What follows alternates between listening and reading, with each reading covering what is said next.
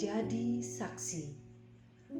Bacaan diinspirasi dari Injil Lukas bab 1 ayat 5 sampai 25. Di zaman Herodes, Raja Yudea, hiduplah seorang imam bernama Zakaria dari kalangan Imam Abia. Istrinya juga berasal dari keturunan Harun, namanya Elisabet. Keduanya hidup benar di hadapan Allah dan hidup menurut segala perintah serta ketetapan yang tidak bercacat. Tetapi mereka tidak mempunyai anak, sebab Elisabet mandul, dan keduanya telah lanjut usia. Sekali peristiwa waktu tiba giliran kelompoknya, Zakaria melakukan tugas sebagai imam di hadapan Allah. Sebab ketika diundi, sebagaimana lazimnya untuk menentukan imam yang bertugas, dialah yang ditunjuk untuk masuk ke dalam bait Allah dan membakar ukupan di situ.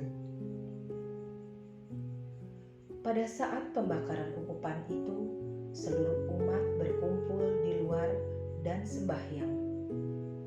Maka tampaklah kepada Zakaria seorang malaikat Tuhan berdiri di sebelah kanan mezbah pembakaran ukupan.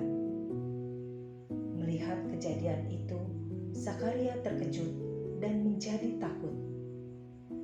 Tetapi malaikat itu berkata kepadanya, "Jangan takut, hai Zakaria, sebab doamu telah dikabulkan.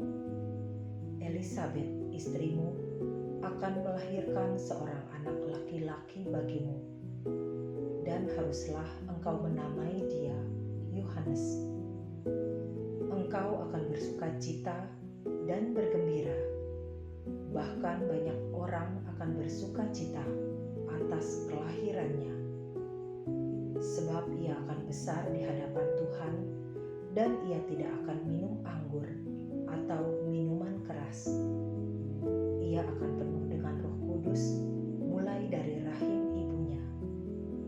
Ia akan membuat banyak orang Israel berbalik kepada Tuhan Allah mereka, dan ia akan berjalan mendahului Tuhan dalam roh dan kuasa Elia untuk membuat hati para bapa berbalik kepada anak-anaknya dan hati orang-orang durhaka kepada pikiran orang-orang benar.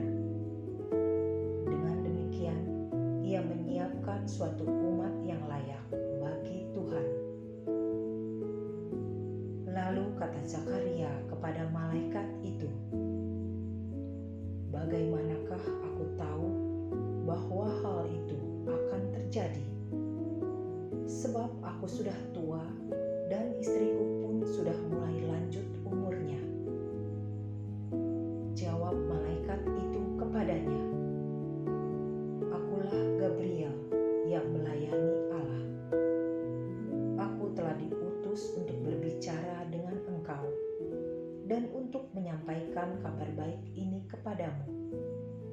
Sesungguhnya engkau akan menjadi bisu dan tidak dapat berkata-kata sampai pada hari semuanya ini terjadi, karena engkau tidak percaya akan perkataanku yang pada waktunya akan terbukti kebenarannya." Sementara itu orang banyak menanti-nantikan Zakaria. Mereka begitu heran bahwa ia begitu lama berada dalam bait suci. Ketika ia keluar dan tidak dapat berkata-kata kepada mereka, mengertilah mereka bahwa ia telah melihat suatu penglihatan di dalam bait suci. Lalu Zakaria memberi isyarat kepada mereka bahwa ia tetap bisu. Ketika selesai masa tugasnya, ia pulang ke rumah. Tak lama kemudian mengandunglah Elisabet istrinya, dan selama 5 bulan ia tidak menampakkan diri. Katanya, "Inilah suatu perbuatan Tuhan bagiku. Sekarang ia berkenan menghapuskan aibku di depan orang." Demikianlah sabda Tuhan.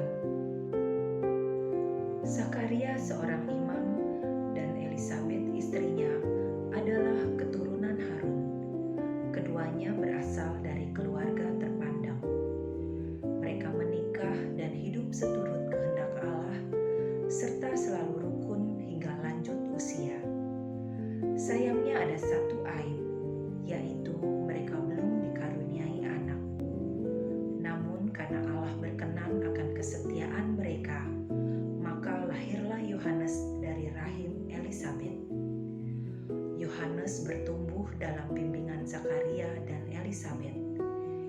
Karena pasangan ini selalu hidup benar di mata Allah, maka tak heran Yohanes juga setia pada Allah. Sesuai nubuat malaikat, Yohanes selalu hidup dalam Roh Kudus. Yohanes dewasa mampu membuat banyak iman orang Israel berbalik kepada Allah mereka. Beberapa hari lalu, viral video pernyataan dari seorang YouTuber tentang adanya unclean spirit di dalam patung. Kemudian banyak romo yang kapabel menjelaskan dengan gamblang kekeliruan iman dan pendapat tersebut. Wawasan saya ikut terbuka dan bertumbuh dengan penjelasan-penjelasan ini. Semoga upaya para romo ini tidak sia-sia dan YouTuber itu pun mau bertobat dan berbalik kepada Allah. Kasus kekeliruan iman sebenarnya banyak. Misalnya masih ada orang Katolik malas ke gereja dengan alasan ritual misa itu membosankan. Atau buat apa ke gereja? Yang penting saya berbuat kebaikan. Atau ada umat yang merasa tak bersalah bila datang terlambat saat misa. Semua kekeliruan ini perlu diluruskan. Kita pun bisa membantu, tentu bila kita telah dibekali baik oleh orang tua kita maupun dari berbagai kegiatan menggereja. Tentang menggereja, beberapa tahun lalu saya ikut kursus evangelisasi pribadi. Selesai kursus, hati ini rasanya berkobar-kobar, hendak mewartakan Injil, menceritakan betapa baiknya Allah kita. Sejak itu saya tak ragu bila diminta menjadi fasilitator pertemuan-pertemuan lingkungan. Karena saat inilah kesempatan baik untuk bersaksi sambil mendalami firman Tuhan. 2 tahun terakhir saat pandemi, Tuhan memberi ladang baru adalah menulis renungan harian dalam komunitas alumni KPKS Tangerang dan juga menulis untuk hidupkatolik.com, media online binaan majalah Hidup. Semoga dari tulisan-tulisan ini banyak orang terinspirasi untuk mencari kehendak Tuhan. Bapa, Engkau menghendaki kami bersaksi. Biarlah Roh Kudus terus membimbing kami dan memampukan kami menjadi saksi-Mu dalam keseharian kami. Amin.